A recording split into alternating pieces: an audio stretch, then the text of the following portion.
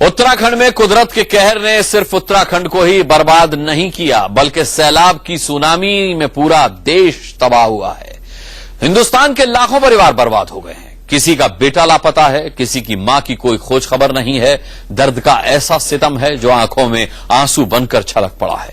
India news आपके लिए लेकर आया है सैलाब के सितम की ऐसी ही 10 कहानियां, जिन्हें सुनकर आज पूरा हिंदुस्तान रो पड़ेगा। इधर खाई में देखते थे पानी बह रहा था, उसमें गाड़ियां लाशें बह रही थी, तो मौत के मुख से वापस आए। खाली उसकी मुझे आवाज चाहिए और मैं कुछ नहीं मांगता। वो चाहती वो गवर्नमेंट वहां से मुझे खाली आवाज एक बार फोन करा दे। 6 दिन पहले उत्तराखंड में आई तबाही।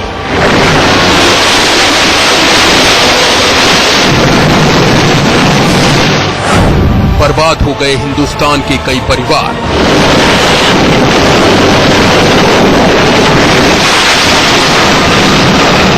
किसी का बेटा 6 दिन से लापता है।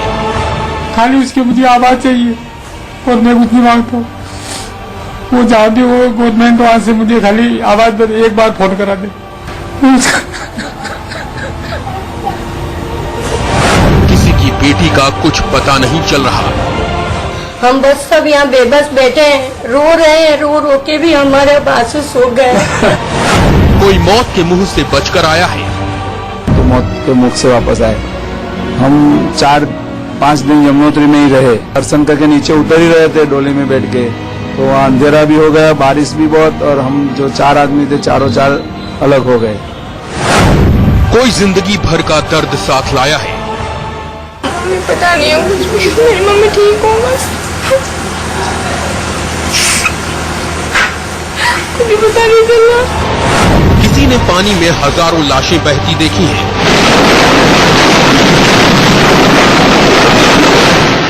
किसी के सामने अपनों का हाथ छूटा है।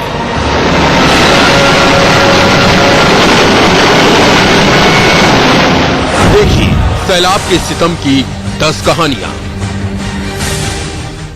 उत्तराखंड में आई तबाही ने हिंदुस्तान के कई परिवारों को जिंदगी भर का जख्म दे दिया है। इन्हीं में से एक परिवार है गुजरात के नाडियाड का। यहां पिता की बूढ़ी आंखें बेटे के इंतजार में रो रो कर पथरा सी गई हैं। पिता की अब यही इच्छा है कि सिर्फ एक बार बेटे की आवाज कानों में पड़ जाए तो सुकून मिले। सुनिए इस पिता का दर्द।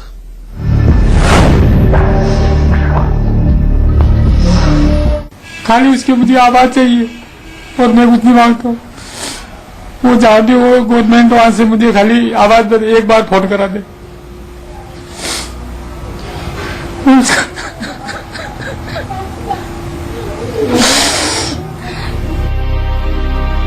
सुना आपने एक बाप का दर्द। इस बाप को सिर्फ एक बार बेटे की आवाज सुननी है। सिर्फ एक बार बेटे की आवाज कानों में पड़ जाए तो बूढ़े बाप के कलेजे को ठंडक मिले।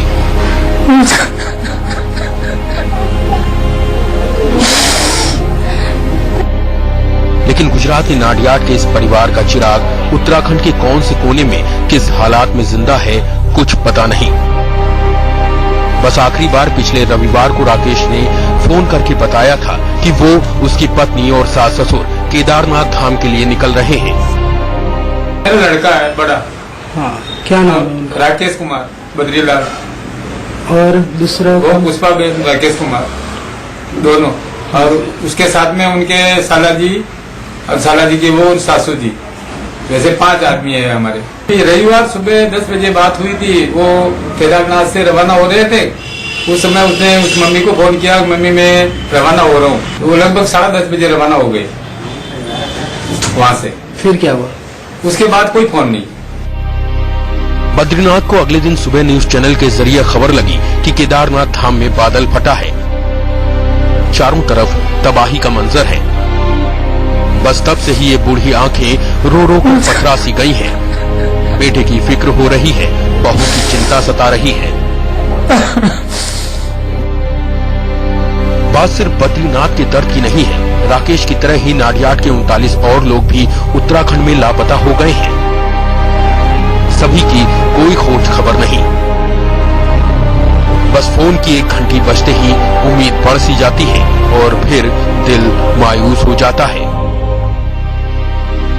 Nachiket Mehta, Nadiad, India news.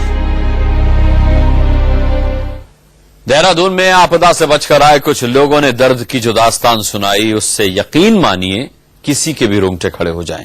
एक पिता के सामने ही मासूम की सांसें उखड़ने लगीं। पिता ने सांसें देने की कोशिश की, लेकिन बच्चे को बचा नहीं सका। गोद में ही मासूम ने दम तोड़ दिया और पिता को उसे वहीं छोड़कर आना पड़ा।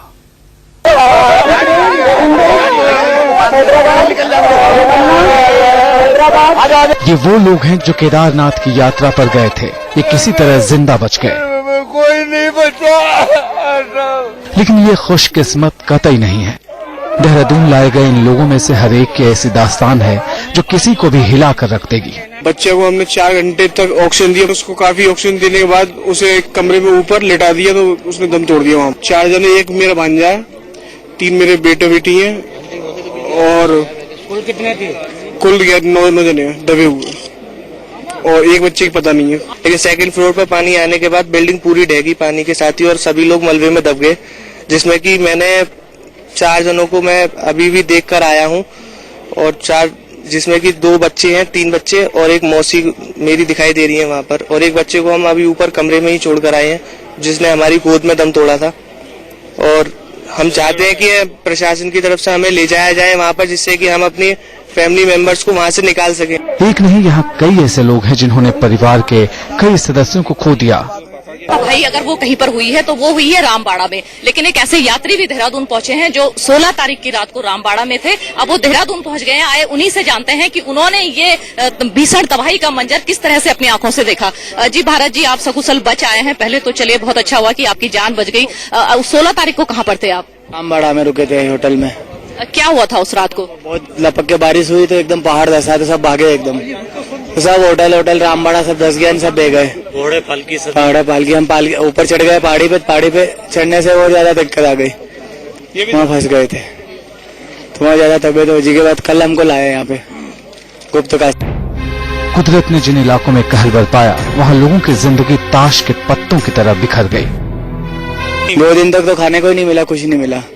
2 दिन बाद कल हेल्प की हमको, वो भी भारतीय में पुलिस वालों ने। इसके बाद हम आए कल यहाँ पे, 5 लोग आए हम। और कितने लोग थे आपके साथ वहाँ पर? हमारे 15 लोग थे, 11 बह गए और कोई नहीं बचा, बस हम ही आए 5 में।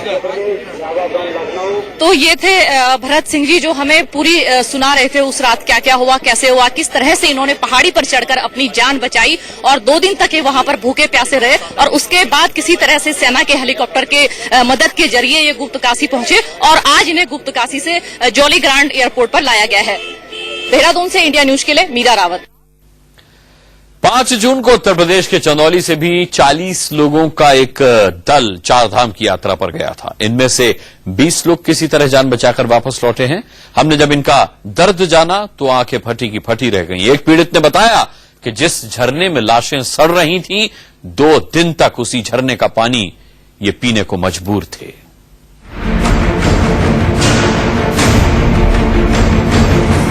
थोड़ा बहुत पानी झरने का मिला, वो जिसमें से लाशें सड़ रही थी, उस झरने का पानी निकाल करके हम लोग निचोड़ कर पानी को किसी तरह हम लोग पिए हैं और किस तरह जिए हैं। ये है सैलाब का वो सितम जो झेला है उत्तराखंड के लाखों पीड़ितों ने। जिस झरने में लाशें सड़ रही थी, उसी झरने का पानी पीने को मजबूर थे लोग, क्योंकि इन्हें तो बस किसी तरह खुद को जिंदा रखना था, मौत को मात देनी थी। लेकिन जरा सोचिए क्या बीती होगी उन 2 दिनों में इन लोगों पर, कल्पना से ही रूह कांप जाती है। उत्तर प्रदेश के चंदौली का ये तिवारी परिवार ऐसे ही न जाने कितने और दर्द को झेलता सहता अपने वतन वापस लौटा है और अब जिंदगी की सलामती के लिए ऊपर वाले का शुक्रिया अदा कर रहा है। हम लोग विश्वनाथ जी की कृपा से बच करके आए।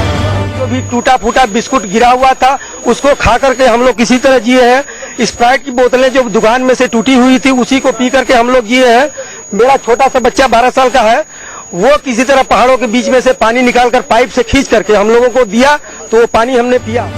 अब जरा इस मासूम की हिम्मत और जज्बे को भी सलाम कीजिए। सुनिए किस तरह इसने बचाई है अपनों की जिंदगी।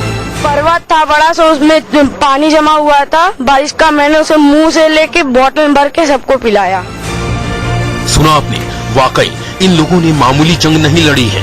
जिंदगी जीने की चाहत और इनकी हिम्मत ने यकीनन दुनिया भर के करोड़ों लोगों को प्रेरणा दी है। Shashank Shekhar Pandey, Chandauli, India news. राजस्थान के धौलपुर में कई परिवारों में खुशी के आंसू छलक पड़े। उत्तराखंड में फंसे अपनों को सामने देखकर गला रुंध गया। फिर पीड़ितों ने जब सैलाब के सितम की कहानी सुनाई तो सबके रोंगटे खड़े हो गए।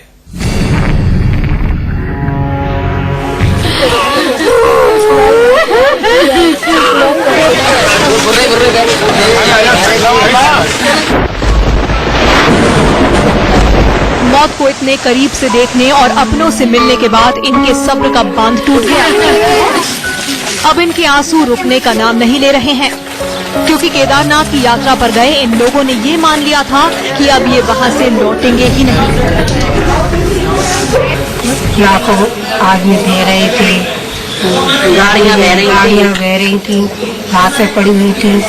हमारा भी होटल जा रहा था, वो तो हमें होटल वाले ने 4 बजे जगा दिया। इस वजह से हम कह नहीं, हम भी नहीं बच सकते।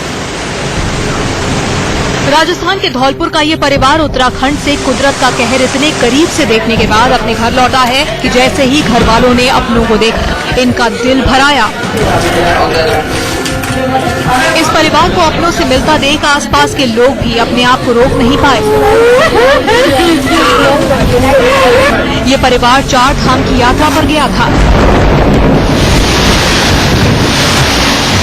लेकिन वहां आई जल प्रलय ने ऐसा तांडव मचाया कि ये लोग जिंदगी भर उस मंजर को भूल नहीं पाएंगे।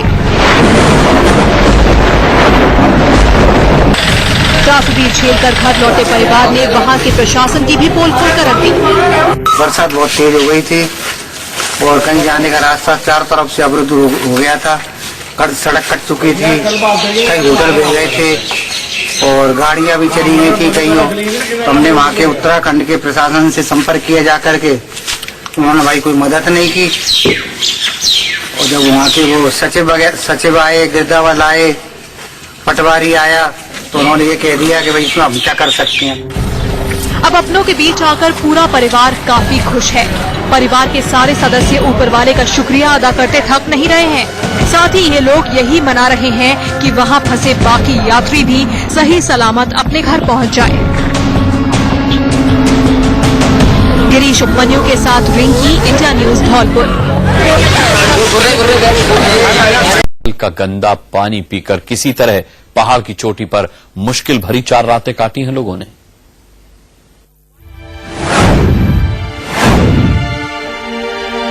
एक दो पत्ते कुछ फैमिली मेंबर्स ने भी खा लिए। तो पानी क्योंकि हमें नहीं मिल रहा था, तो इसलिए जो बारिश हो रही थी, हमारे पास रेनकोट की कैप थी। रेनकोट में पानी भर के मेरे हस्बैंड ने, मेरे ब्रदर ने, इन लोगों ने जो 2-2, 4-4 बूंदें इकट्ठी हो रही थी उनको पिया। सुना आपने किस तरह का खौफनाक मंजर रहा होगा उत्तराखंड में। भूख प्यास मिटाने के लिए इंसान ने क्या कुछ नहीं किया।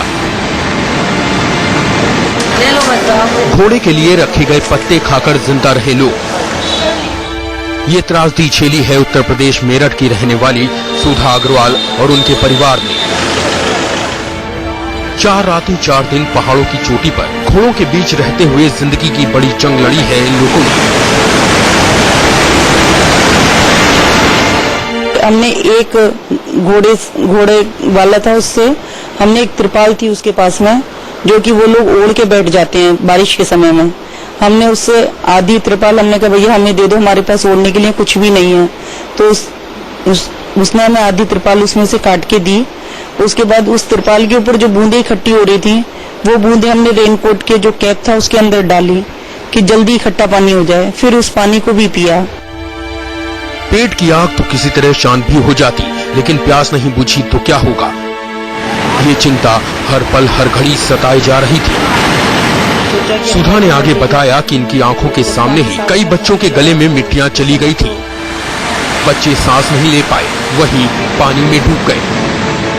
दृश्य तो बहुत भयानक था और काफी लोग जो पानी में फंस गए थे, काफी चिल्ला के हाथ उठा के बचाओ भी कर रहे थे। और काफी नुकसान तो वहाँ सब कुछ हो ही गया है, उसमें तो कोई डाउट ही नहीं है। लेकिन जो मिट्टी से भरा हुआ पानी था उसमें भी काफी बच्चों की गले में मिट्टी भी सारी चली गई, जिससे वो सांस नहीं ले पाए, उठ नहीं पाए और वहीं डूब गए। सुधा आज अपने परिवार के बीच है, लेकिन उस मंजर को सोचकर आज भी सहम जाती है। जो जख्म इन्हें 4 धाम की यात्रा में मिले हैं, वो शायद ही कभी भर पाए। बस खुशी इस बात की है कि सुधा आज अपने बच्चों के बीच है, सही सलामत है। Rajneesh Chauhan, Meerut, India News. अब हम आपको कुछ ऐसे और लोगों से मिलवाने जा रहे हैं जो महा सैलाब के बीच जिंदा बचकर आए। सबने एक सुर में कहा, ऐसी तबाही पहले कभी नहीं देखी।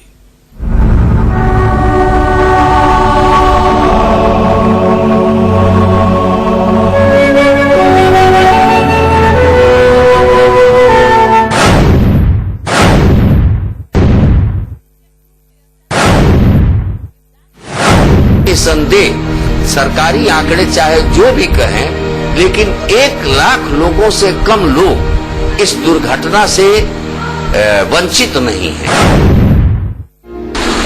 ऐसा है कि जो हम लोगों ने देखा उससे तो सच में हिम्मत छूट जा रही है। जो आपदा आई, जो हम लोगों ने परिस्थितियों को देखा है, उसके हिसाब से तो अब हिम्मत नहीं है कि अब दोबारा हम प्रूफ देखे कि अब हिम्मत नहीं बांधेंगे हम जाने का।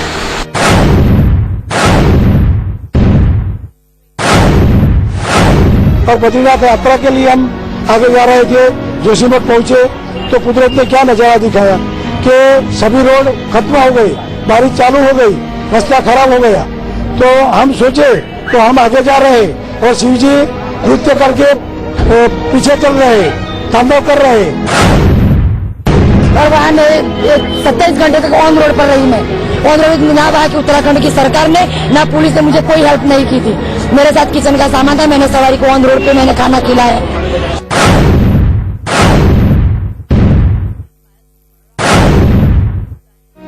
तो मौत के मुख से वापस आए। हम 4-5 दिन यमुनोत्री में ही रहे। दर्शन करके नीचे उतर ही रहे थे डोली में बैठ के, तो वहाँ अंधेरा भी हो गया, बारिश भी बहुत, और हम जो 4 आदमी थे चारों 4 अलग हो गए। अंधेरा था, बारिश हो रही थी, तो कैसे हम अंधेरे में उससे ढूंढेंगे। वही तो ये लोग सब मेरा इंतजार कर रहे थे, क्योंकि अंधेरा इतना था, कोई दिख भी नहीं रहा था। वो लोग ऐसे मोबाइल की लाइट से वो मुझे यहाँ छोड़ने आए।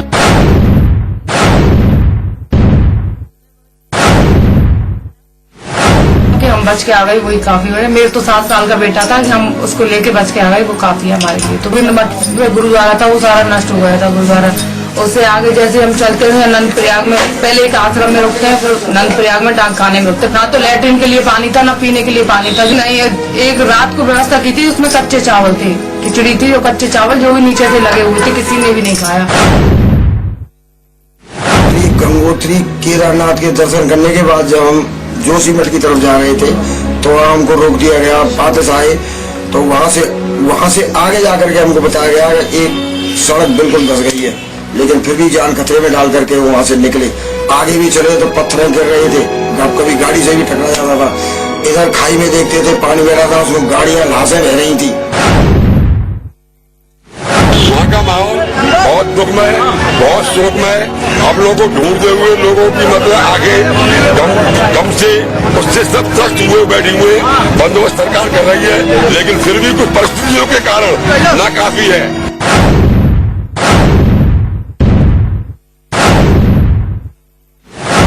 वहाँ तो कोई नहीं बचेगा बेटा, हमारे साथ 10 लोग आए हैं। हाँ, वहाँ की कल के इंतजार में थे। बहुत चिंता हो रही थी, हम लोग तो सोए भी नहीं, ये भी यहीं पर थी।